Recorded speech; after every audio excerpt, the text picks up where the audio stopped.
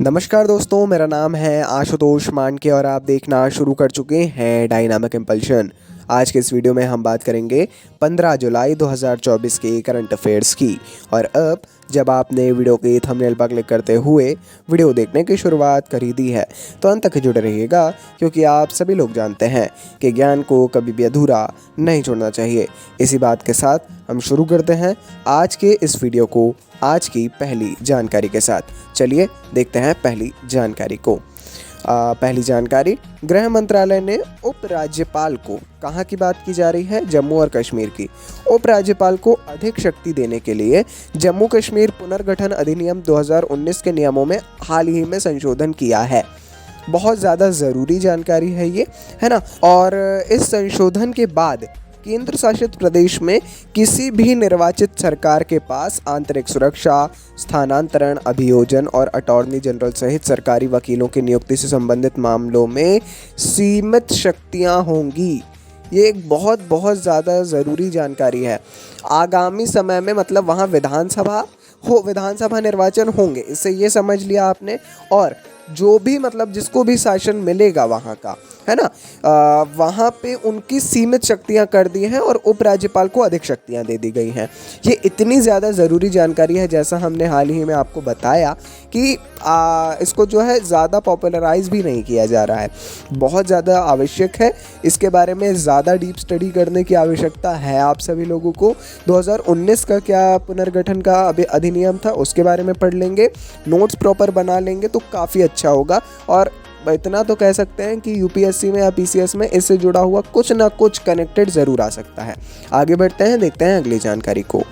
अगली जानकारी, विक्टोमोलॉजी के प्रसिद्ध भारतीय प्रोफेसर के चोकलिंगम को वर्ल्ड सोसाइटी ऑफ विक्टिमोलॉजी द्वारा हंस वॉन हेटिंग पुरस्कार के लिए चुना गया है। विक्टिमोलॉजी एक बहुत अच्छी टर्म है और इसके बारे में अगर आप थोड़ा सा पढ़ेंगे तो आपको समझ में आएगा, है ना। ये जो समाज द्वारा किए जाने वाले सर्वोच्च पुरस्कार हैं और पीड़ित विज्ञान के प्रसिद्ध प्रणेता, पीड़ित विज्ञान मतलब विक्टिमोलॉजी, इसके प्रसिद्ध प्रणेता हैं हंस वॉन हेटिंग, है ना। इनकी याद में दिया जाने वाला पुरस्कार है ना। तो किसको दिया जा रहा है? प्रसिद्ध इंटरनेशनल अवार्ड है ये प्रसिद्ध भारतीय प्रोफेसर के चोकलिंगम को।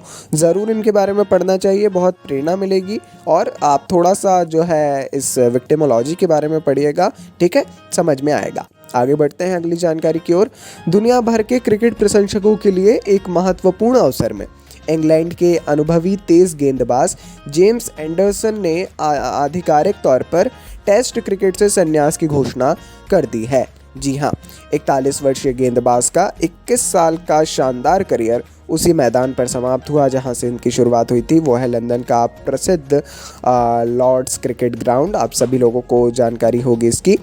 इनका नाम आपने सुना होगा यदि आप क्रिकेट को फॉलो करते हैं, ज़्यादा भी नहीं, अगर थोड़ा बहुत भी, तो इनका नाम आपने ज़रूर सुना होगा, जेम्स एंडरसन का। वाकई में तेज़ गेंदबाज है, इंग्लैंड से खेलते हैं और यदि आपने इनको देखा होगा तो ज़रूर आप बता सकते हैं। वैसे भारत में भी ये निरंतर अभी संन्यास का दौर जारी है। कई क्रिकेटर्स ने संन्यास की घोषणा की है, कुछ का आप तक पहुँच पाया होगा, कुछ का नहीं। जानकारी जल्दी आप तक पहुँचाएंगे। आगे बढ़ते हैं।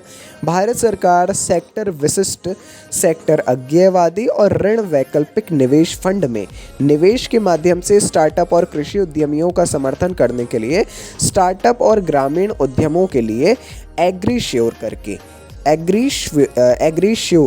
ये एक कृषि फंड है, इसको लॉन्च करने के लिए तैयार है।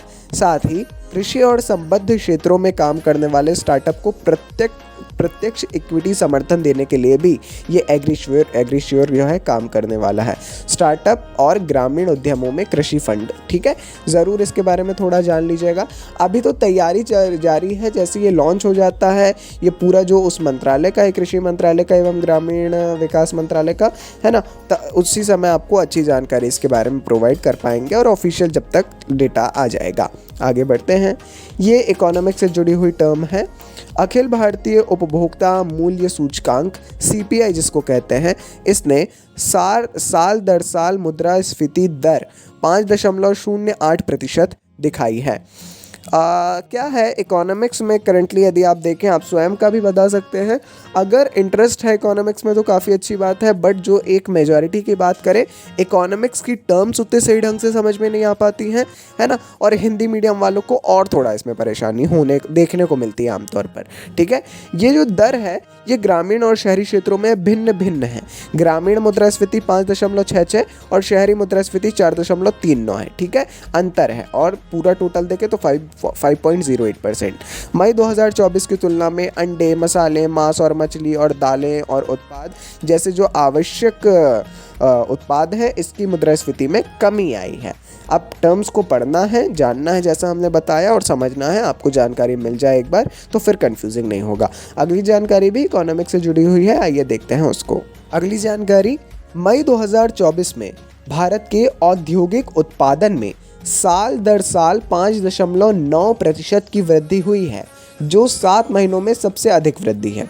देखिए, जब वृद्धि की बात की जाती है तो वाकई में एक अच्छा लगता है कि हाँ, है ना, आपको भी एक लगता होगा। यह हालांकि अंतिम जानकारी है। ये 7 महीनों में सबसे अधिक वृद्धि देखने को मिली है औद्योगिक उत्पादन के क्षेत्र में। उत्पादन, बिजली उत्पादन और उपभोक्ता टिकाऊ वस्तुओं के उल्लेखनीय योगदान के साथ यह वृद्धि अपेक्षाओं से अधिक रही है। 7 महीनों में सबसे अधिक है तो जाहिर तौर पर अपेक्षाओं से अधिक है ना। हर महीने ऐसा एक डेटा निकलता है और जिसमें वृद्धि होती है, जो लगता है कि हाँ एक फैक्चुअल जानकारी हो सकती है।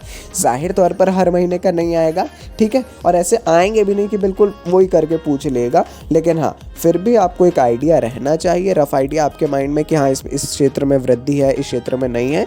यदि आप लोग ये थोड़ा जानते रहेंगे तो आपको कई क्षेत्रों में फ़ायदा होगा, दैनिक जीवन में, ट्रेडिंग वगैरह में भी इसके माध्यम से आपको काफ़ी फ़ायदा हो सकता है। चलिए जी, जैसा हमने बताया, ये थी आज की इस वीडियो की अंतिम जानकारी। आप अंत तक जुड़े रहे इसके लिए धन्यवाद तथा शुभकामनाएं। आप ऐसे ही प्रगति करें और निरंतर करंट अफेयर्स को देखें, क्योंकि आप सभी जानते हैं करंट अफेयर्स आपके एग्जाम पॉइंट ऑफ व्यू से एक बहुत इंपॉर्टेंट रोल प्ले करता है। बाकी अपन मिलते हैं ऐसी ढेर सारी जानकारियों के साथ अगले वीडियो में। नमस्कार, डायनामिक इंपल्शन।